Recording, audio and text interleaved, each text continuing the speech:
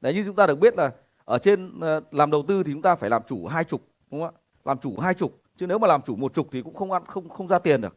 Nó có hai cái trục như thế này, trục này trục thời gian và trục này là trục giá. Đấy, trục giá. Thế mà bình thường là anh em mình mua ở đây hay mua ở đây hay mua ở đây, đúng không ạ? Tập trung vào giá, đúng không? Đấy, tập trung vào giá là các cái ngưỡng giá là ví dụ như là giá 1, giá 2 và giá 3. Đấy, tập trung vào cái giá này mua ở đâu.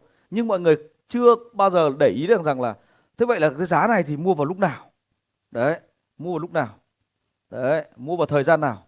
Đấy, bán nó, mua nó vào thời gian nào. Đấy, thì cái này là những cái anh chị mà là học club từ K16 đổi về trước là bắt đầu đã tính được cái này rồi. Đấy, thì làm đầu tư là chúng ta phải tính được cả hai cái thứ này. Đấy, cả hai cái thứ này, cả cái này, cả trục giá và cả trục thời gian. Trục giá thì chúng ta đã học rất là nhiều kiến thức liên quan đến hội tụ kỹ thuật để chúng ta tính toán được giá, tìm ra cái điểm chung. Hội tụ kỹ thuật là bản chất là tìm ra điểm chung. Tìm điểm chung là gì? Chúng ta sẽ có rất nhiều các cái cách tính khác nhau để tìm ra cái điểm chung này. Nếu như nó có điểm chung thì nó có là hội tụ kỹ thuật. Còn nếu mà tìm các kiểu võ đang mà không có điểm chung thì thôi, mình lại đi leo núi nhỉ, đúng không? Phải đi leo núi, phải chờ thôi, đúng không? Anh em sau khi tính đây rồi thì chúng ta phải có cái bài toán là chờ đợi. Đấy. Chứ nếu mà lúc nào cũng phi vào làm sao phi được, phải chờ chứ, phải chờ đợi. Đấy, chúng ta phải chờ đợi. Sau khi tính rồi ra giá này rồi thì chúng ta phải chờ cho cái gì, cho cái điều này nó diễn ra. Đấy, chờ cho đến cái khoảng thời gian này nó diễn ra thì lúc đấy chúng ta mới vào được. Chứ chúng ta mà tính đây phát có thể là giá nó lên đến đây rồi đấy, nó đến đây rồi đấy, định vào luôn, nhưng mà chúng ta nhìn xuống dưới thì cái này nó lại chưa tới. Đấy, nó chưa tới thì lại chưa vào được, đúng không ạ? Đấy, thế vậy là tôi lấy ví đơn giản này nhá. Đơn giản này, năm xưa nhá, năm xưa là có rất là nhiều các cái sản phẩm mà nó đến cái đoạn đấy là chúng ta tưởng rằng là nó ngon nhưng thực ra nó lại chưa phải ngon. Tôi lấy như ở trong thị trường gần với thị trường của mình nên là thị trường crypto đấy, là tài chính, là thị trường trong cái thị trường crypto thì nó có rất là nhiều cái liên quan, thiết bị này, cạc này. Tại cái giai đoạn đầu là khi mà thị trường bắt đầu có hình thành những cái hoạt động mua bán thiết bị để phục vụ cho miner, cho người đảo, thì lúc đấy là có thể là giá nó rất là phải chăng. Nhưng mà lúc đấy là vì cái mọi người chưa nhìn ra được cái thời điểm, cho nên là mọi người là chưa vào đoạn đấy. Nhưng mà khi mà bắt đầu đến nhiều người tham gia vào rồi thì bắt đầu mọi người bắt đầu nhảy vào mua. Khi mà mọi người nhảy vào mua thì chỉ một thời gian ngắn sau thôi thì là cái sản phẩm mà họ đào ra đấy nó lại đạt đỉnh. Thế vậy là cái sản phẩm họ đào ra nó đạt đỉnh này thì đương nhiên đạt đỉnh thì nó sẽ đi xuống. Mà khi đi xuống ấy, thì nhiều người mua cái thiết bị nó ở chỗ này, để thiết bị mua ở chỗ này. Thiết bị cộng với lại cả tiền điện đấy, cộng với tất cả các cái vận hành, các kiểu vận hành. Thế là đào ra thì giá nó nằm ở đây, thế là nó lỗ. Đấy, nó lỗ.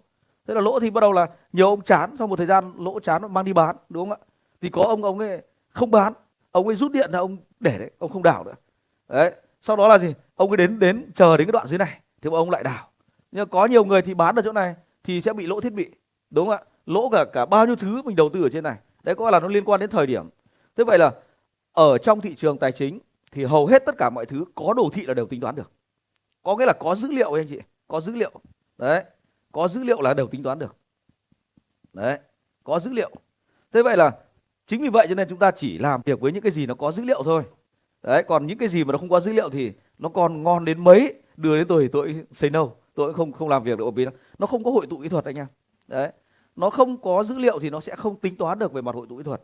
Cho nên là ở đây rất là nhiều anh chị ở đây đang làm chủ doanh nghiệp, ở đây có rất là nhiều anh chị đang làm chủ các cái công việc kinh doanh khác nhau, thì tôi cũng xin chia sẻ với anh em là nên thống kê ghi chép lại tất cả những cái dữ liệu của mình, để khi mình có dữ liệu thì mình mới phân tích được là cái hoạt động kinh doanh của mình nó tốt hay không tốt, để xem biết được là cái sản phẩm của mình đưa ra là nó có phù hợp hay không phù hợp. Đấy, thì không có dữ liệu thì chịu không phân tích được đâu, mà không phân tích được thì mình không thể nào đưa ra quyết định được, mà lúc đấy có quyết định có chăng nó chỉ là cảm tính thôi. Đấy, mình thích làm, mình không thích thì thôi thôi, đấy nó chỉ là cảm tính thôi. Đấy, thì đấy là cái mà chúng ta sẽ phải làm chủ ở trong cái hoạt động đầu tư, là tính giá rồi là một chuyện rồi, nhưng nó lại liên quan đến thời điểm nữa, thời điểm nào chúng ta vào và thời điểm nào chúng ta ra. Đấy, cho nên nếu mình không có dữ liệu thì chết, không làm gì được. Đấy, làm kiểu tù mù thì hỏng. Đấy, thì cái dữ liệu đấy thường báo cáo vào tháng 12 hàng năm, nó có 3 tham số M0, M1, M2. Cho nên làm đầu tư bất động sản, làm đầu tư các cái lớp tài sản khác mà không hiểu về tài chính là khó thể làm chủ. Nếu như làm đầu tư bất động sản, ở đây được gọi là kinh doanh bất động sản thì đúng hơn. Có nhiều người mua xong bán, mua xong bán, mua xong bán, và nhiều người lúc mua xong bán ở cái quy mô nhỏ, tưởng là ngon, xong bắt đầu lại mở rộng quy mô lên thì bắt đầu nó vẫn ngon, xong đến mở rộng quy mô phát nữa thì là gãy, đúng không ạ? Có bao nhiêu số anh chị em đã chứng kiến những cái cảnh như vậy rồi ạ? Đấy, tức vì là họ không biết về tài chính, họ không biết về tiền, bản chất họ không nắm được là tiền. Đấy, hỏi tiền M0 là cái gì em không biết, M1 là cái gì em cũng không hay, M2 là cái gì em cũng tịt luôn. Cho nên là ở đây nó có rất là nhiều kiến thức, từ cái kiến thức liên quan đến đầu tư, từ kiến thức liên quan đến nghiệp vụ ngân hàng. Tôi thì tôi chưa học một ngày nào liên quan đến nghiệp vụ ngân hàng cả, nhưng làm đầu tư tài chính buộc tôi phải nghiên cứu. Đấy, anh em lưu ý chỗ đấy nhá. Cho nên là nó là tổng hòa của rất là nhiều thứ, thì lúc đấy chúng ta mới đưa ra được các cái tính toán, đưa ra cái quyết định nó phù hợp được.